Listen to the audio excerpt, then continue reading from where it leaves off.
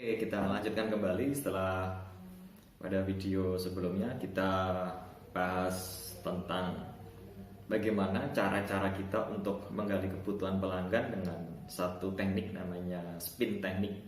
Ya, sekarang kita lanjutkan ke tahapan selanjutnya. Setelah kita punya database, setelah kita bisa melakukan prospecting dan appraising yang bagus, setelah kita mampu menggali kebutuhannya apa, kemudian kita mempresentasikan produk kita dengan menjelaskan tentang fiturnya, yang menjelaskan tentang advantage-nya, yang menjelaskan tentang benefit-nya, ya kan? Itu belum selesai. Karena belum tentu ketika database kita bagus, ketika prospecting kita bagus, approaching-nya bagus, teknik spin kita itu bagus, itu akan berbuah kepada sales closing. Apalagi di sekitar kita ada budaya, ya kan, budaya tawar menawar misalnya, ya kan. Nah, budaya tawar menawar itu kan juga harus kita perhatikan sebagai seorang tenaga penjual. Karena bisa kita lihat kan, meskipun sebetulnya calon pelanggan kita itu sudah cocok, sudah sesuai dengan apa yang menjadi kebutuhannya dan itu dianggap mampu memberikan solusi, terkadang ketika bicara harga ya mesti ada keberatan tentang harga yang kita tawarkan. Itu dari sisi harga, mungkin dari sisi yang lainnya ya masih banyak lagi, tapi yang seringkali kita lihat adalah dari sisi harga. Nah, di video ini kita akan bicara tentang customer objection handling. Karena mesti aja kan, mesti ada keberatan-keberatan atau penolakan-penolakan dari calon pelanggan kita ketika kita sudah presentasikan tentang produk kita.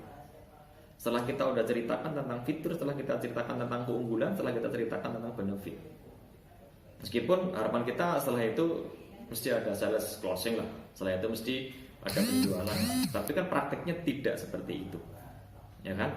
Nah, kalau misalkan ada keberatannya di harga, ya mungkin kita harus bisa memberikan solusi atas keberatan itu.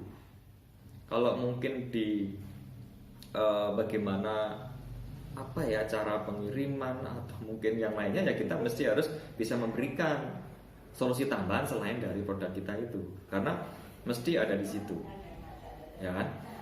Nah, kembali misalkan kalau ternyata permasalahannya di harganya terlalu mahal ini, ya berarti kita mesti melakukan satu negosiasi kan.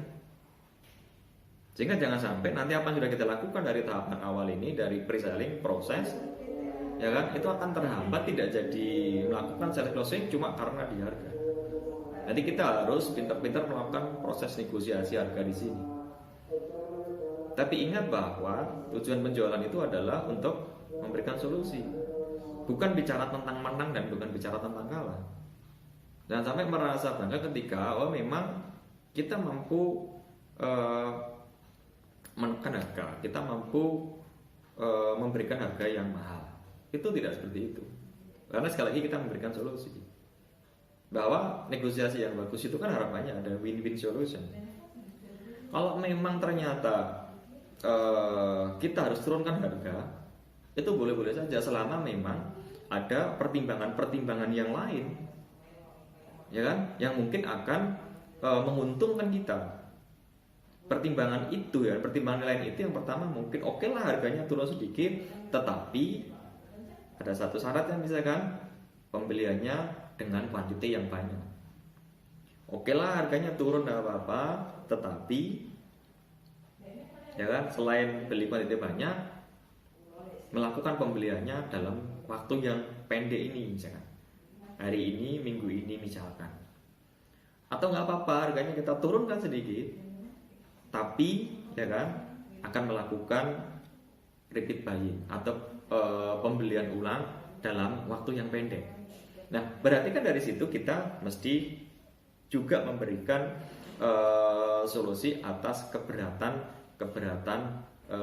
dari pelanggan itu. Karena di lingkungan kita budaya tawar menawar itu kan memang kayaknya sudah melekat. Ini harus kita sikapi dengan baik sebagai tenaga penjual. Nah, dengan demikian mulai dari awal ya kan, pre-selling tadi database sampai ke bagaimana kita bisa menangani terhadap penolakan atau keberatan dari pelanggan. Selama proses dari awal bagus, ya kan, spinnya bagus, kemudian kita mampu menangani keberatan, keluhan dari pelanggan itu, harapannya kita akan sampai pada tahapan yang terakhir dari sebuah selling itu, yaitu sales closing. Karena tidak ada artinya kalau kita lakukan upaya penjualan berhenti, ya kan, berhenti pada tengah-tengah, tidak berakhir di sales closing. Dan bisa saya sampaikan bahwa kita bisa memahami ketika kita negosiasi bagaimana seseorang calon pelanggan ini mulai ada ketertarikan, ya kan? Misalnya dalam proses negosiasi kita bisa lihat gerak-gerik calon pelanggan kita, ya kan?